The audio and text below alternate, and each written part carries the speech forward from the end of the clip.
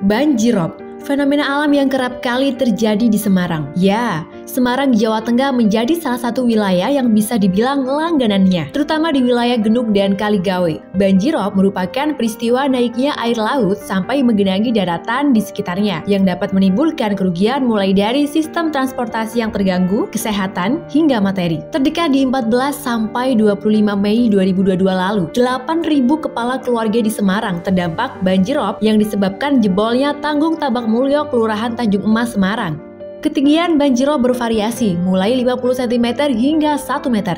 Untuk itulah, pemerintah membangun tol Semarang-Demak yang tidak hanya mendukung konektivitas di wilayah utara Jawa, namun juga berfungsi sebagai penahan banjir dan genangan air yang selama ini menjadi permasalahan wilayah Semarang dan sekitarnya. BUMN Info kali ini akan mengulas bagaimana proses bangunannya, apa saja keunikannya, dan siapa saja BUMN yang turut serta.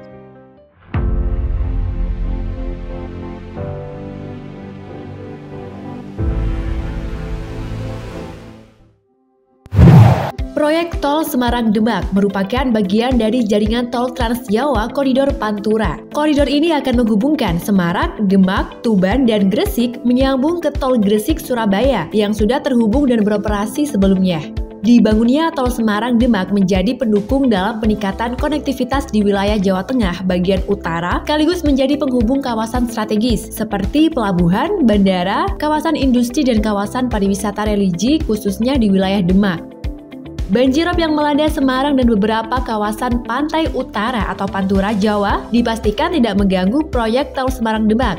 Justru sebaliknya, proyek yang disebut Tol Atlantis ini diyakini akan membantu mencegahnya. Jalan tol ini dikonsep terintegrasi langsung dengan tanggung laut menggunakan struktur timbunan di atas laut. Ketahanan struktur bangunan tol dalam menjadi tembok laut kabarnya dirancang untuk bisa menahan rob selama 50 tahun. Nah sobat, pembangunan ruas tol Semarang-Demak terbagi menjadi dua seksi, yakni seksi 1 Semarang-Sayung sepanjang 10,39 km. Seksi 1 menjadi porsi pemerintah dan pembangunannya membutuhkan biaya sekitar 10,56 triliun. Seksi 1 baru dimulai pada awal tahun Januari 2022 ini dan ditargetkan selesai pada kisaran kuartal akhir tahun 2024.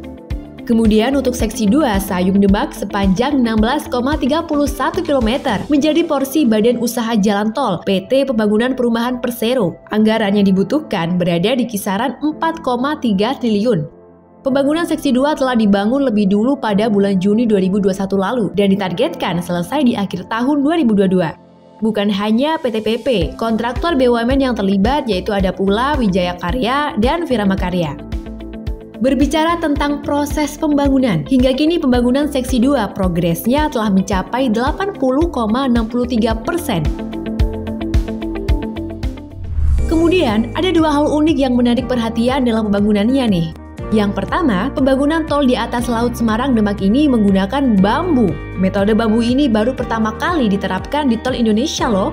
Bahan bambu ini digunakan sebagai sistem matras tebal 17 lapis yang akan memperkuat daya dukung tanah dalam pembangunan tol. Tentu, pemakaian bambu ini harus melewati pengujian dulu. Pengujian terdiri dari dua jenis, yaitu uji tarik sistem matras bambu dan uji lentur sistem matras bambu.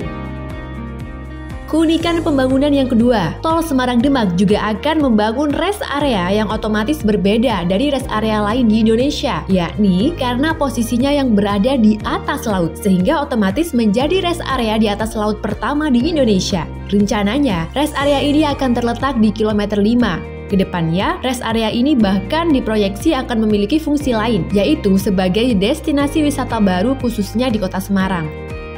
Nah, Sobat Info, bagaimana menurutmu mengenai dua keunikan pembangunan tadi?